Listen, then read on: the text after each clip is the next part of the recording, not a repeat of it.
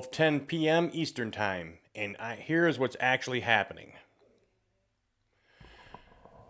Real quick before we jump in, if you enjoy these breakdowns and sarcastic trips through geopolitical insanity, do me a favor and drop a comment down below and hit that subscribe button, because apparently the algorithm only respects violence and audience engagement. And if you've been here before and still haven't hit it, that kind of means Iran's enriching uranium faster than you've hit subscribe.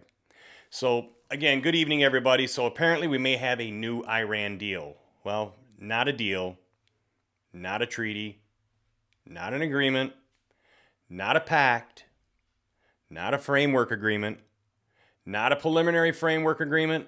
No.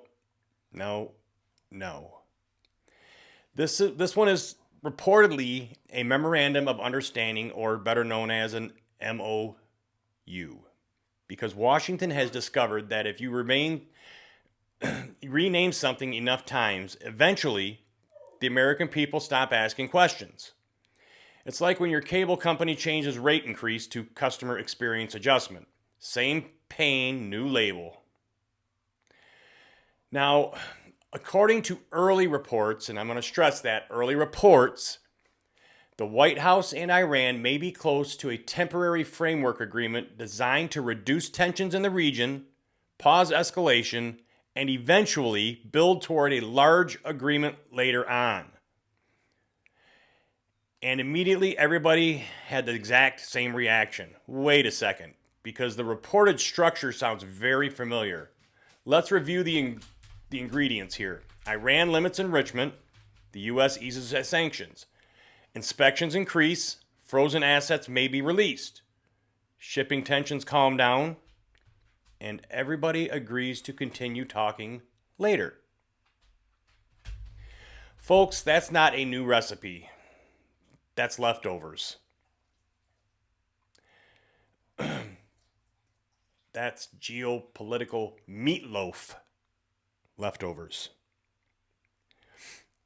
Now, before everybody loses their minds, in the comments section, yes, there are reportedly some differences. The new framework may include longer enrichment restrictions, removal of highly enriched uranium, stronger snapback mechanism, and faster enforcement triggers. Okay, fair enough. But structurally, this thing is still built on the exact same foundation. Restriction in exchange for relief. That's the core formula.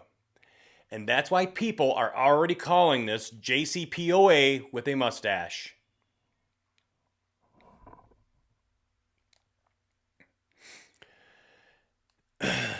Now, remember what happened politically with the original deal? Back in 2015, the Obama administration sold the JCPOA as diplomacy preventing war. Critics said, no, this delays the problem while funding Iran. Supporters said, inspections and monitoring are better than bombing. Critics said, again and again, you're trusting a regime that literally chants death to America. Supporters said. You negotiate with enemies, not friends. And around we went for years and years. Then President Trump came in and said, this deal is terrible. The worst deal ever negotiated. We are out. Maximum pressure. Sanctions came back. Iran gradually restarted enriching activities.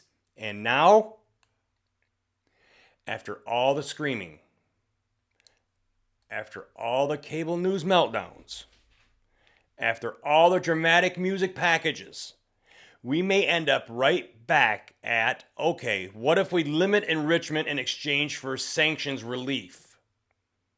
That's why this is politically fascinating.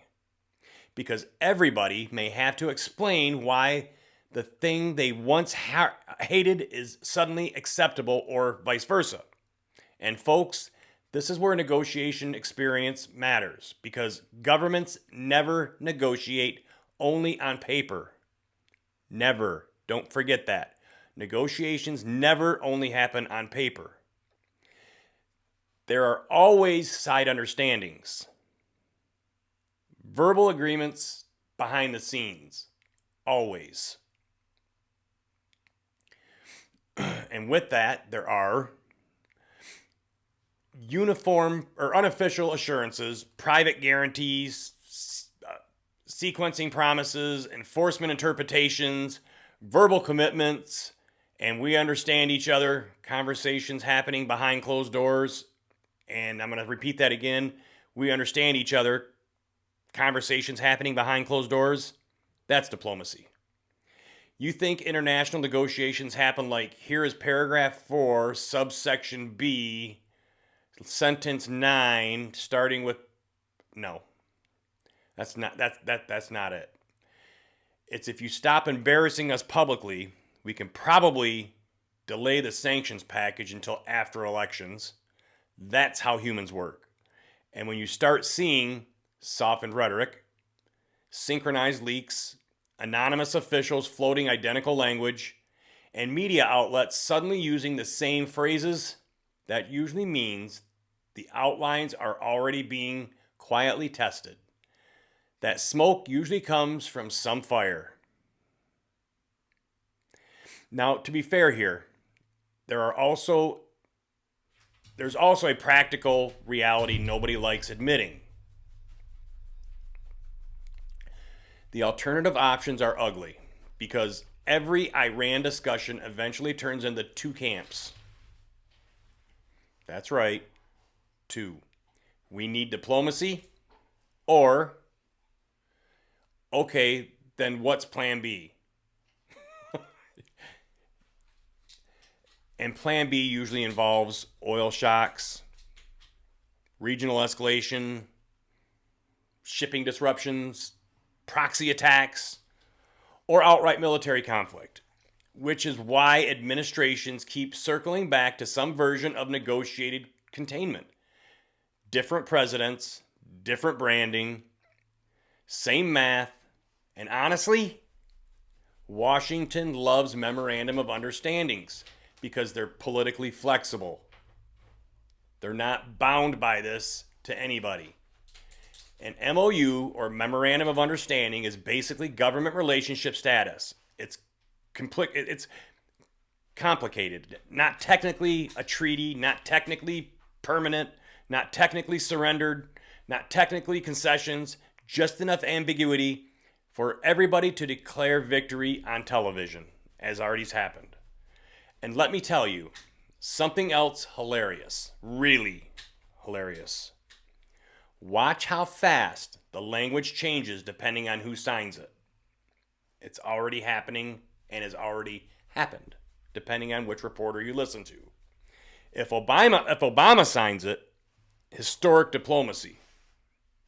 If Trump signs it, strategic leverage.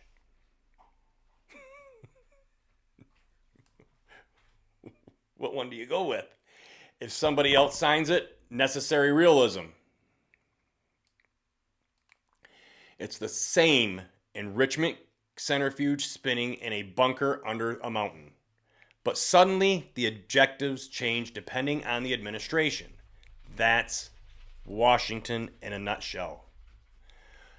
Now, one thing I want viewers to understand as of today, we still do not have final published language. This is going off of reported.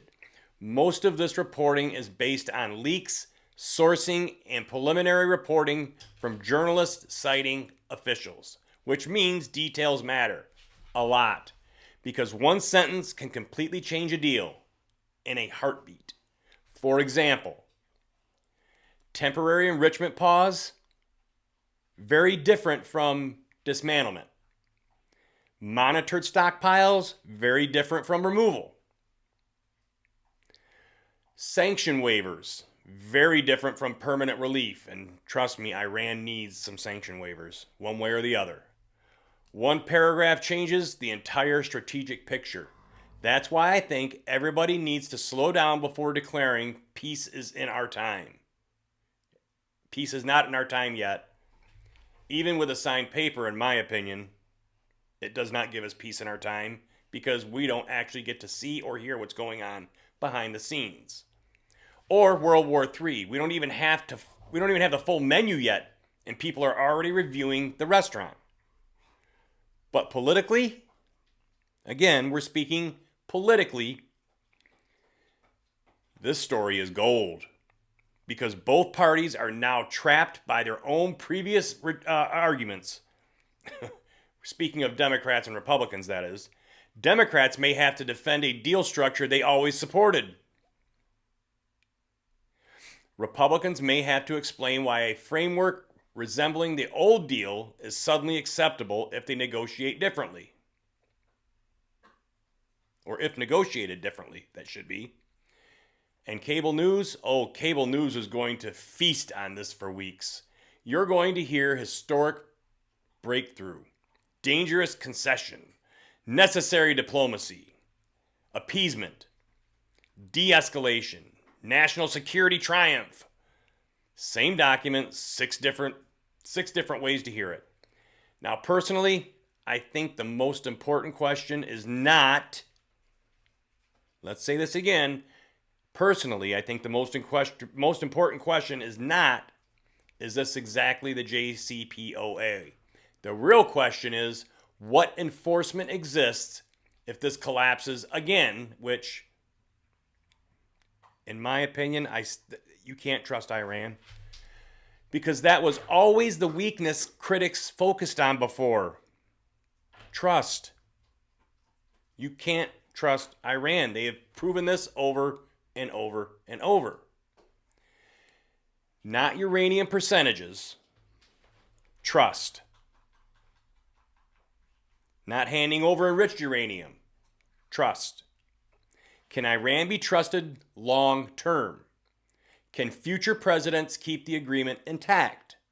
Can sanctions actually snap back effectively? Can inspections catch violations fast enough? That's the real fight underneath all of this. And until we see actual text from the White House, everybody is basically arguing over leaked bullet points and anonymous briefings, which means this story is far from over. And honestly, that probably means the real negotiations are just beginning. Thanks for watching, everybody. Hit subscribe if you enjoyed tonight's breakdown. Drop your thoughts below and let me know. Is this smart diplomacy or is this just JCPOA 2.0, which is a new logo and better marketing? We'll see you next time.